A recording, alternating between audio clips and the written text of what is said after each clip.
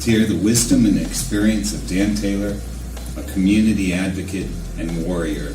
Dan was in the fortunate position to be in the right place at the right time with the right skill set to help Prince Edward County's economy grow substantially. Dan also speaks on economic development across Canada, in Europe, Asia, and the United States. A good warm welcome to Dan Taylor.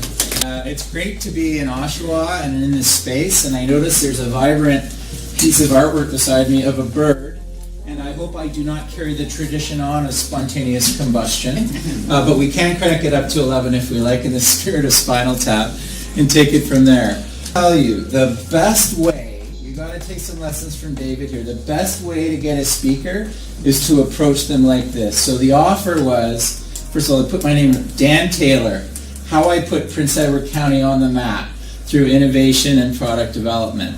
And so a little bit of background, I grew up at the dinner table with the term creative. My dad actually had a company called Creative Marketing. So creativity and marketing are literally in my blood and part of my background, and that may be why I had an affinity to the creative economy and some of the things I'm going to talk about. Sure that you understand that what I'm talking about, it's a process. So while we're going to talk about creativity, we're going to talk about my own flavor and how I approach things. I really believe that what I'm sharing with you today is a process. It's repeatable, you can duplicate it, and I believe just about anybody can do it in any place, in any situation, and in fact, it goes beyond place.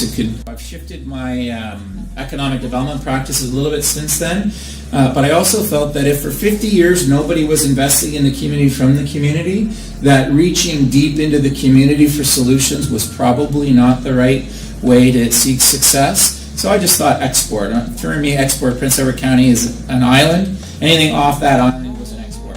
How do we go to Toronto, Montreal, Ottawa for capital, for intellectual capital, ideas, and that type of thing? What I think of is go back to the root. When you go to a farmer's market, there's farmers and there's stalls and there's customers. Farmers only sell what people want to buy if they want to be successful. And so, I think of economic development or community development or city development. What is the marketplace looking for? And what do you have? How do you match those two together? And how do you make sure everybody within earshot can hear that we have what they said? If I'd asked people what they wanted, I would have given them a faster horse. And what I want to get at is you can do all the market research you want, and it might not give you the solutions that you really need. One of my heroes, and I think a lot of ours, is Steve Jobs, and the way he said it is, people don't know what you want until you show it to them, right? So just the smartphone market was a perfect example. We all had phones. We didn't know we needed a smartphone. Boom. It's changed the world.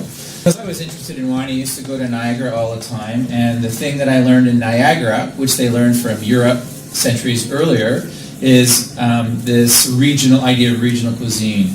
You at a meal, you eat the food that's grown locally, and you drink the wine that's local, and that's part of an experience. So what I'm really happy to share with you today, and proud to say, is my interest and my learning in Niagara.